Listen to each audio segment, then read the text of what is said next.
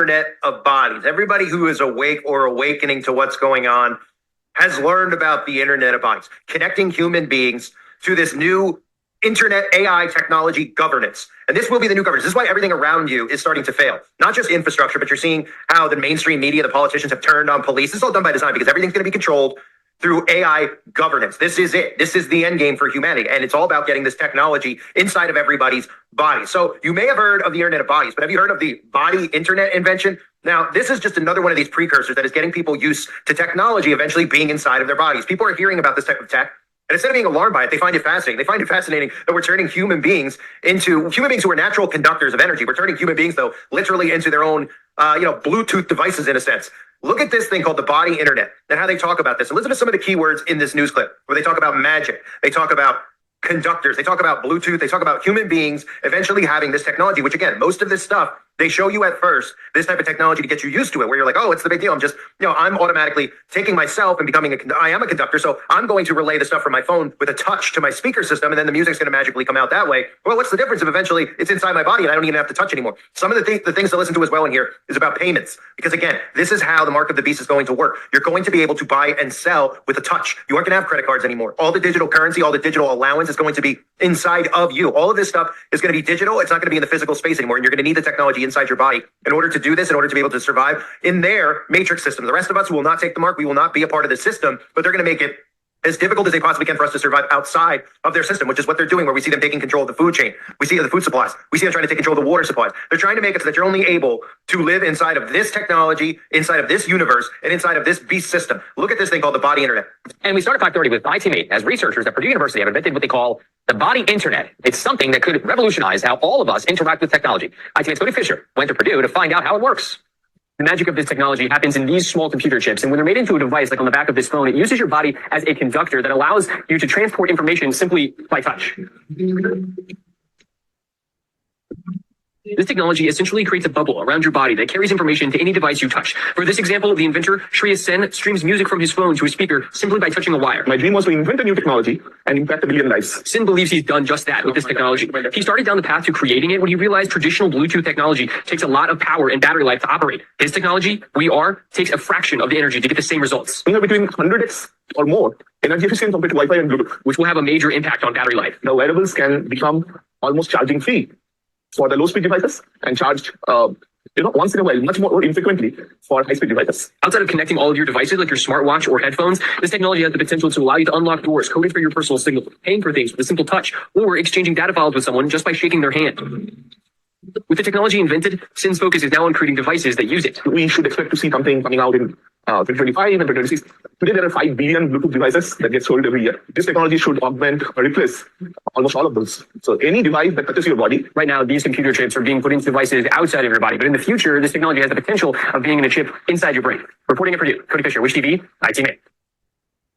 So that technology should be frightening to people, but what it really is, the way that they market these things, is it's intriguing to people because they hear that they're a conductor. How much have we heard this recently about humans being conductors? But what they never mention, and what people fail to mention when they watch The Matrix, because a lot of people think they're awake, and they always jump into the red pill, blue pill, and they go down that road with The Matrix, and they talk about, the red pill and the blue pill, and then they actually buy into thinking it has something to do with being a Democrat or a Republican. They never talk about one of the main scenes in The Matrix, was really about turning human beings into batteries. And people go, they don't even understand what that means. They think it's just a metaphor in the movie. No, they're literally going to turn you into your cell phone. You're literally going to be hooked up to these huge towers that are sitting outside of all of our homes that nobody's paying attention to. These are the things that are making people sick. These are the things that are not making your phone faster. They're there to connect you. But remember this scene from The Matrix. I always use it. I want to use it again here. Look.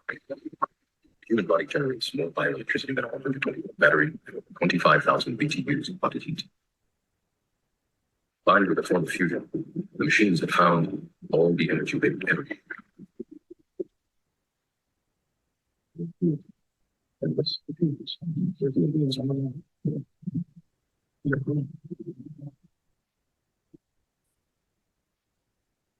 the longest time, I wouldn't believe it. And then I saw the fields with my own eyes. Watched them liquefy the dead so they could be fed intravenously to the living. He's standing there, facing the pure, horrifying precision. I came to realize the obviousness of the truth. What is the Matrix? Control. The Matrix is a computer-generated dream, built to keep us under control in order to change a human being into this. So that's what this is about. The Internet of Bodies, or as this is called, the body of internets, connecting human beings to this tech. So they say researchers at Purdue have invented what they call body internet. They already have this technology. DARPA, et cetera, have had this technology for a long period of time. It's something that could revolutionize how all of us interact with tech. And again, while I read this article, remember, these articles and this stuff out there, this stuff is not real news. They have this tech. It's about conditioning you with news. They condition you into learning about this tech. It stores in your subconscious mind. You eventually accept this type of stuff as the way that society's moving, the way that we're all going. And then they word it to be beneficial to humanity and a convenience. That's another keyword I keep trying to mention. Convenience is so key to the mark. They're going to make it as convenient as they possibly can. Everything that you could think of that could be a convenience to you, they will market it with the mark of the beast. How much faster things can be, how you can't be hacked, how there's no much more identity theft, et cetera, et cetera, et cetera. But it couldn't be further from the truth because, in fact, this technology will make you hackable humans. Okay? You will be a hackable human. So you heard at the end of the clip there him talking too about eventually getting this technology inside of your body into your brain at the same time as we're rolling out Elon Musk with the human trials and the Neuralink, which are long underway. But at least the public announcement of this is the big thing. Why is it the big thing? It's a big thing because when the public knows about this stuff, that means that they're beginning the phasing of conditioning the audience and the masses out there into accepting it as the future, as safe, as beneficial to humanity. Oh, right. And those are the things that you hear them marketing. Oh, it's beneficial. People with Parkinson's, people with this. Oh, they're living longer. They're living better. They're living simpler. Right.